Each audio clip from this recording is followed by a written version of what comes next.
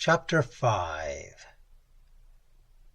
The rest of the story, and the culmination of that apocalyptic night, are soon told.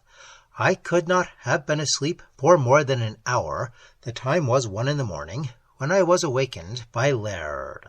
He stood beside my bed, fully dressed, and in a tense voice ordered me to get up and dress, to pack whatever essentials I had brought, and be ready for anything. Nor would he permit me to put on a light to do so, though he carried a small pocket flash and used it sparingly. To all my questions he cautioned me to wait. When I had finished, he led the way out of the room with the whispered, "Come." He went directly to the room into which Professor Gardner had disappeared. By the light of his flash, it was evident that the bed had not been touched. Moreover, in the faint film of dust that lay on the floor, it was clear that Professor Gardner had walked into the room, over to a chair beside the window, and out again. "Never touched the bed, you see," whispered Laird. "But why?"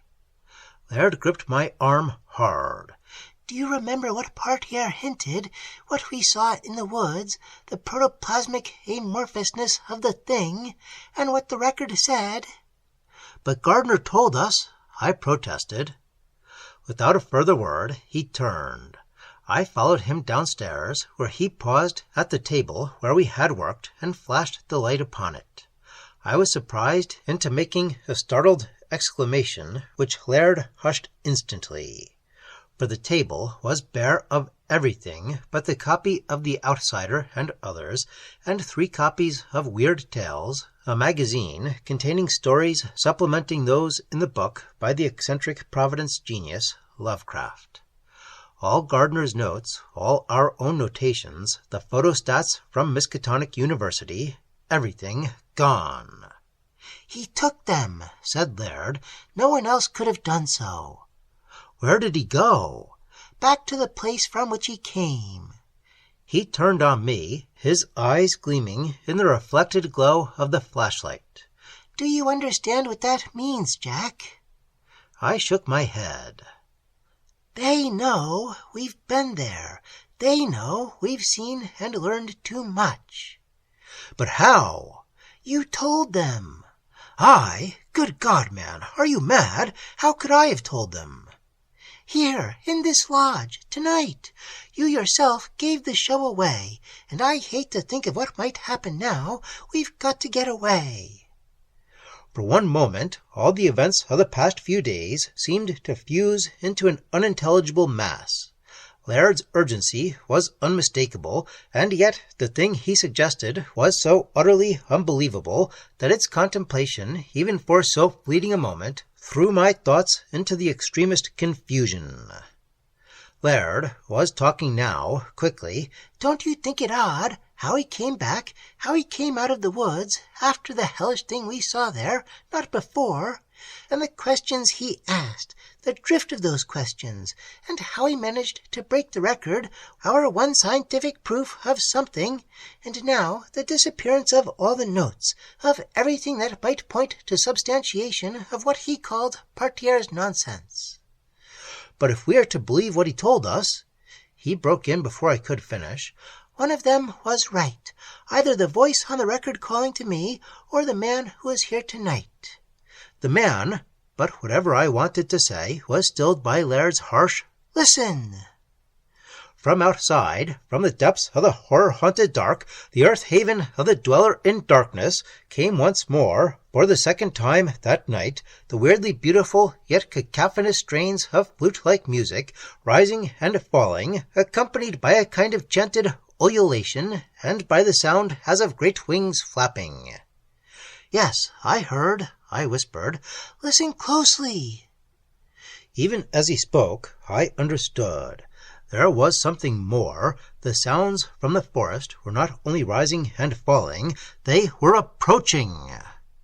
"Now do you believe me?" demanded Laird. "They're coming for us." He turned on me. "The chant." "What chant?" I fumbled stupidly. "The Cthulhu chant. Do you remember it?" "I took it down. I've got it here." For an instant I was afraid that this too might have been taken from us, but it was not. It was in my pocket where I had left it. With shaking hands, Laird tore the paper from my grasp. Funglui, Magnafa, Kathuga, Fummelhout, Naga, Gaha, Naflathagin, Yakatuga, he said, running to the veranda, myself at his heels. Out of the woods came the bestial voice of the dweller in the dark.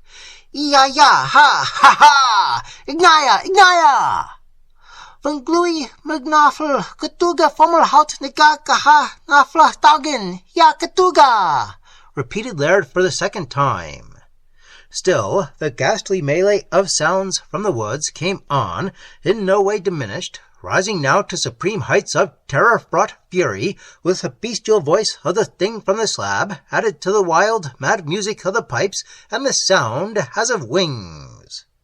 And then, once more, Laird repeated the primal words of the chant. On the instant that the final guttural sound had left his lips, there began a sequence of events no human eye was ever destined to witness. For suddenly the darkness was gone, giving way to a fearsome ember glow. Simultaneously the flute-like music ceased, and in its place rose cries of rage and terror. Then there appeared thousands of tiny points of light, not only on and among the trees, but on the earth itself, on the lodge and the car standing before it. For still a further moment we were rooted to the spot, and then it was borne in upon us that the myriad points of light were living entities of flame. For wherever they touched, fire sprang up, seeing which Laird rushed into the lodge for such of our things as he could carry forth before the holocaust made it impossible for us to escape Rick's Lake. He came running out. Our bags had been downstairs, gasping that it was too late to take the dictaphone or anything else, and together we dashed toward the car, shielding our eyes a little from the blinding light all around. But even though we had shielded our eyes, it was impossible not to see the great amorphous shapes streaming skyward from this accursed place, nor the equally great being hovering like a cloud of living fire above the trees. So much we saw before the frightful struggle to escape the burning woods forced us to forget mercifully the other details of that terrible maddened flight. Horrible as were the things that took place in the darkness of the forest at Rick's Lake, there was something more cataclysmic still. Something so blasphemously conclusive that even now I shudder and tremble uncontrollably to think of it.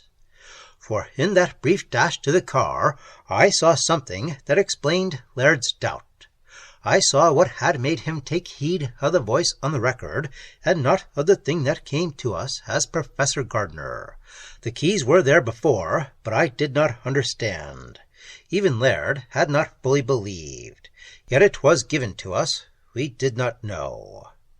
It is not desired by the old ones that mere man shall know too much, Partier had said. And that terrible voice on the record had hinted even more clearly, "Go forth in his form, or in whatever form chosen, in the guise of man, and destroy that which may lead them to us." Destroy that which may lead them to us. Our record, the notes, the photostats from Miskatonic University, yes, and even Laird and myself. And the thing had gone forth, for it was Nyarlathotep, the mighty messenger, the dweller in darkness, who had gone forth, and who had returned into the forest to send his minions back to us. It was he who had come from interstellar space, even as Cthulhu, the fire being, had come from Fummelhout, upon the utterance of the command that woke him from his eon-long sleep under that amber star, the command that Gardner, the living dead captive of the terrible Nyarlathotep, had discovered in those fantastic travellings in space and time, and it was he who returned whence he had come, with his earth haven now for ever rendered useless for him with its destruction by the minions of Cthulhu. I know, and Laird knows, we never speak of it. If we had any doubt, despite everything that had gone before, we could not forget that final soul-searing discovery, the thing we saw when we shielded our eyes from the flames all around and looked away from those beings in the heavens, the line of footprints that led away from the lodge in the direction of that hellish slab deep in the Black Forest. The footprints that began in the soft soil beyond the veranda in the shape of a man's footprints, and changed with each step into a hideously suggestive imprint made by a creature of incredible shape and weight, with variations of outline and size so grotesque as to have been incomprehensible to anyone who had not seen the thing on the slab. And beside them, torn and rent as if by expanding force, the clothing that once belonged to Professor Gardner left piece by piece along the trail back into the woods, the trail taken by the hellish monstrosity that had come out of the night, the dweller in darkness who had visited us in the shape and guise of Professor Gardner.